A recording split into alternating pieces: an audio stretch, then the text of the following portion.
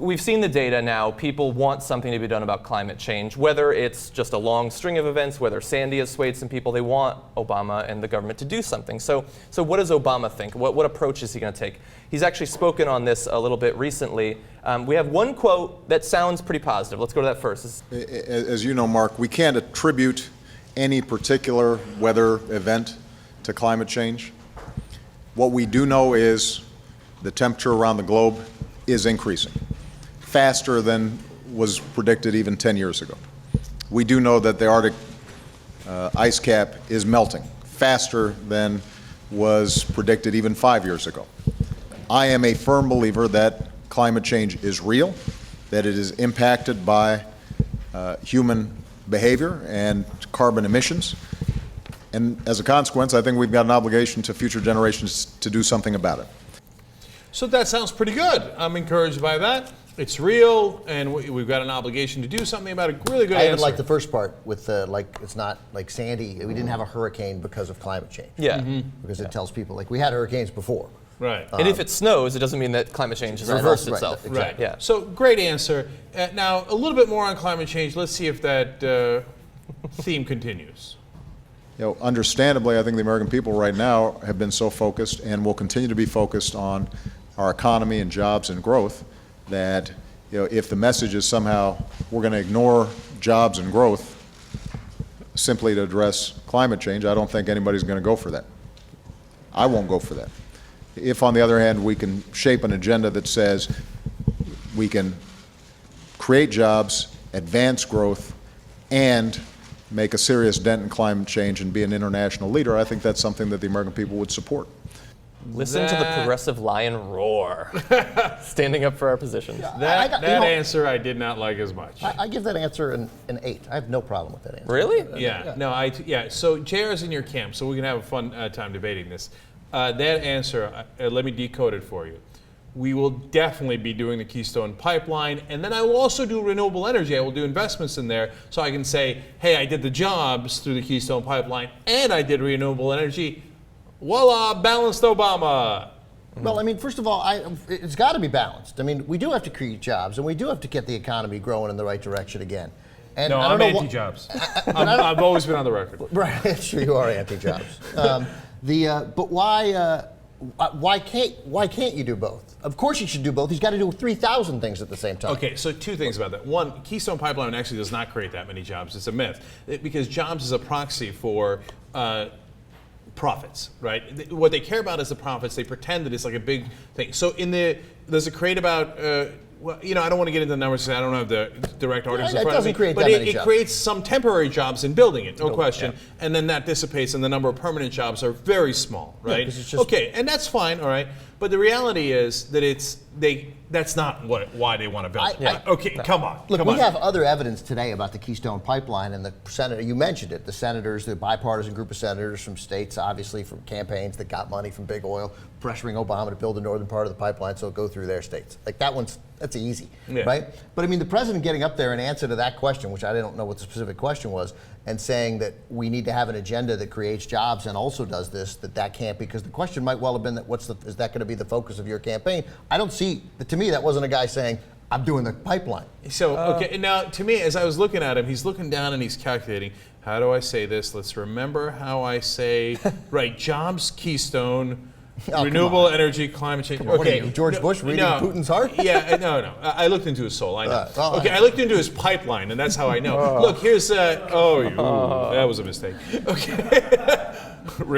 I immediately regret that decision. Okay. Anyway, so and the second part of how they mislead on the Keystone Pipeline is, my God, energy independence. We need energy independence. That's why we need to do this, right? But when you look at it, what did President Obama approve in the last term? The southern half of the Keystone Pipeline, which takes the oil from this country and brings it down to the coast, Gulf Coast, where it ships it out to other countries. It literally takes our oil and gives it to other countries. Now we make a profit, yada, we meaning ExxonMobil, yada, yada, make a profit. But these are all lies to justify the profit making. So they don't care about the jobs, they don't care about energy independence. So when I hear Obama saying that, the reason I say this, Ben, is because I've heard that Republican talking point 88 times. And so that's why, to me, it sends a message. And I grant you and Jayar, who I talked off air about that it's subtle. But what does he need to send a message for? Like he won. Build a pipeline. Like, who cares? What's the subtlety? I think that he wants to seem bipartisan. I think it's him standing up and saying, once again, look, I'm bringing two people together, as if the conservatives are going to give him any credit if he does build the Keystone Pipeline. I don't think that they will. And there's this false equivalency that, like, we can either, we can build jobs, or you guys don't care about jobs, you just want to protect the environment. Look up the Apollo initiative. Like, there's a massive plan on how we can make millions of new jobs by investing in renewable energy, perhaps not through Solyndra, but through other companies. We can both protect the environment and we can get the jobs. It's not just pipelines. Yeah. And it is frustrating that, as you say, people imagine that if we just drill here, then the oil company's just going to hand out buckets of gasoline to the people living nearby. There you go again with the nerd speak. Is Apollo Initiative part of Battlestar Galactica or Star Trek? Apollo is on BSG. It's part of Agenda 21. That's right. JR. Only a couple things here. We're talking about this specific press conference. If there's something he's leaning towards with the Keystone Pipeline, or if he's leaning towards the Apollo agenda and all these things and other aspects, go ahead and have a problem with that. But we're reading into this particular statement where he said none of that, where he didn't mention it, where he didn't hint at it, where he just said, we can do more than one thing with my second term. And we go, oh, you know what that means? Because I read something five different things, 5 other places, so that means he said that here. Doesn't mean that. But that's my job, Jay, is to read the 5 other things and interpret his really subtle statements for what they really are. And the thing is, come on, you going to give me that I have a decent track record on Obama on that? Yeah, you have a decent track record on Obama on that, because that was the thing that he was talking about, how things will change and this will happen. He said that in the first term, and it didn't. Or some things did, because we don't give him credit for shit, first of all. So we found a new way to bitch, is what I've discovered. And we have plenty to bitch about. When he doesn't do it, go the fuck off on him. I'll be right there with you. Well, I'm going to go one step. Oh, we will. Let me go one step further, and it's because I agree with Jayar. Right? You're just a little bitch, which is what I heard. That's what I heard. Well, I think we could all agree with that. But like, first of all, I wanted to see Obama's pipeline. You're a good interpreter, but you're not unbeaten. Okay. Right? Okay. Oh yeah, of course. So, like, the important thing is to keep the pressure on for dealing with real efforts to deal with climate change. And that's a different thing than interpreting what he said in this press conference. Nonetheless, we're going to have fun. That was my last point, because I didn't need to say this part. We talked about how he campaigned on, or he didn't campaign on anything with it. I don't know how many times I got sick of him saying, yes, he said the clean coal stuff. And we were like, ugh, why are you saying this?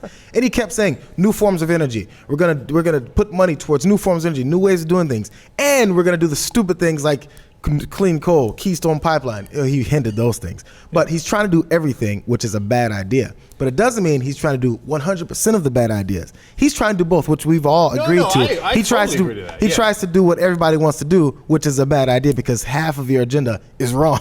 Yeah, I remember. So we can't interpret it to be the other thing. No, but I'm not. I'm not saying he's only doing the wrong things. I don't want anybody to get that impression. Look, Bill Cosby, a long time ago, I saw him. He did a stand-up routine, like maybe 20 years ago. He said, I don't know what the way to succeed is, but I know the way to fail, and that's trying to please everybody. Mm-hmm. I mean, and Obama literally calls his energy plan all of the above.